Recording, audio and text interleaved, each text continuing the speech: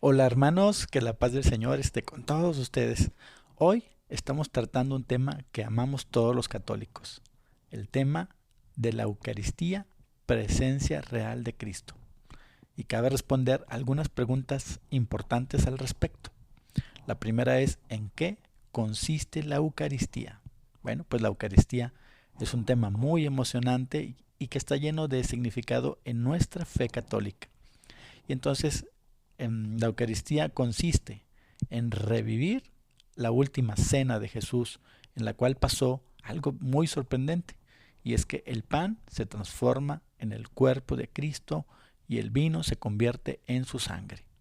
Es un milagro que ocurre cada vez que celebramos la misa. Es el milagro de milagros. La Eucaristía es entonces la promesa, la realización y la repetición. Vamos una por una. La promesa. Imaginen esto. Jesús está hablando con la gente y les dice algo asombroso. ¿Ya nos pusimos en ese tiempo? Bueno, vayamos al Evangelio según San Juan, capítulo 6, versículos 52 al 57 para saber qué les dice. Ahí Jesús les asegura que si comen su carne y beben su sangre, tendrán vida eterna. Esta es una promesa increíble, increíble de amor y de conexión con Él, de común unión. Por eso le llamamos comunión, ¿verdad? El siguiente que les había mencionado es la realización. Y es que en la última cena Jesús toma el pan, lo bendice, lo parte y dice que es su cuerpo entregado por nosotros. Luego hace lo mismo con la copa, diciendo que es la nueva alianza sellada con su sangre. Esto lo encontramos en el Evangelio según San Juan, capítulo 22, versículos 19 al 20. Y aquí Jesús nos está diciendo, recuerden esto, hágalo en mi memoria. El siguiente punto que les había mencionado, que es la repetición, San Pablo, que es uno de los seguidores de Jesús, o fue uno de los seguidores de Jesús en la tierra, nos cuenta que él recibió esta tradición del Señor y la transmitió. Así que esta tradición fue transmitida a través de los apóstoles a San Pablo. Entonces, cada vez que comemos del pan y bebemos de la copa, estamos anunciando la muerte de Jesús hasta que Él vuelva. Pero hay algo que nos advierte San Pablo que hay que considerar y es muy clave. En la primera carta a los Corintios, capítulo 11, versículos del 23 al 29, dice San Pablo que tenemos que recibir el cuerpo del Señor de manera digna, reconociendo precisamente que es el cuerpo del Señor. Bueno, la pregunta 2 nos dice, ¿cuál es la diferencia entre la transubstanciación y la consubstanciación o empanación? ¿Sí? Y es una buena pregunta. En la Iglesia Católica nosotros creemos en la transubstanciación, donde el pan y el vino realmente se convierten en el cuerpo y la sangre de Cristo.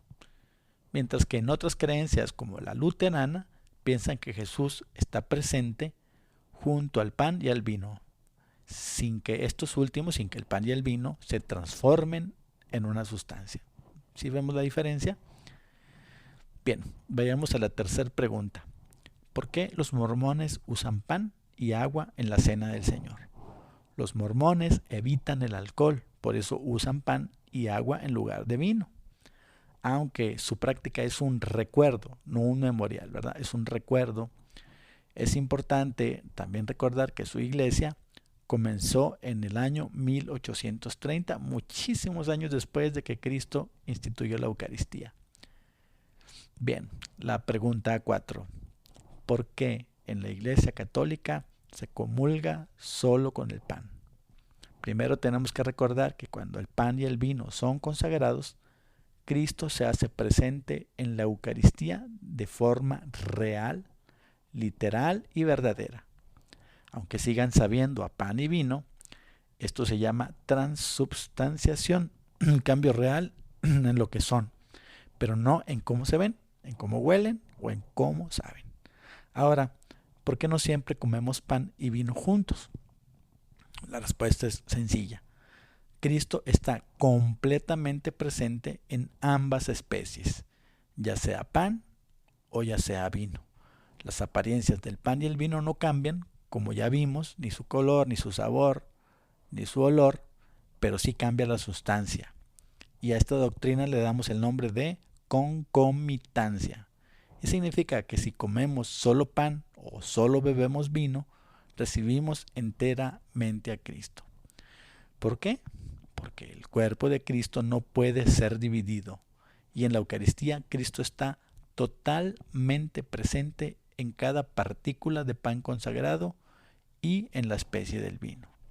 La Biblia nos enseña que el cuerpo de Cristo no puede ser dividido, como ya mencionamos, así como nos dice Pablo en la primera carta a los Corintios, capítulo 1, versículo 13, y en el capítulo 10, versículo 17. Entonces, ¿cuál es la diferencia entre comer pan o beber vino en la comunión? Ninguna. Ambos, los dos, se conectan completamente con Cristo. Así que ya sea que coman pan o beban vino, están recibiendo plenamente el cuerpo de Cristo. Y recuerden algo importante, que es creerle a Cristo, no importa cómo lo recibamos. Siguiente pregunta que hay que contestar: ¿por qué la Eucaristía se llama misa? Esta es la última pregunta. Bueno, pues a lo largo del tiempo la misa ha tenido varios nombres desde el siglo IV y el más común es simplemente misa. Pero, pues, ¿de dónde viene esta palabra? Esta palabra única viene del verbo latino mittere, que significa enviar. Es una misión, ¿sí? Después de la misa salimos al mundo con un propósito, como cuando somos enviados en una misión, y de hecho somos enviados en una misión que ya vamos a escuchar.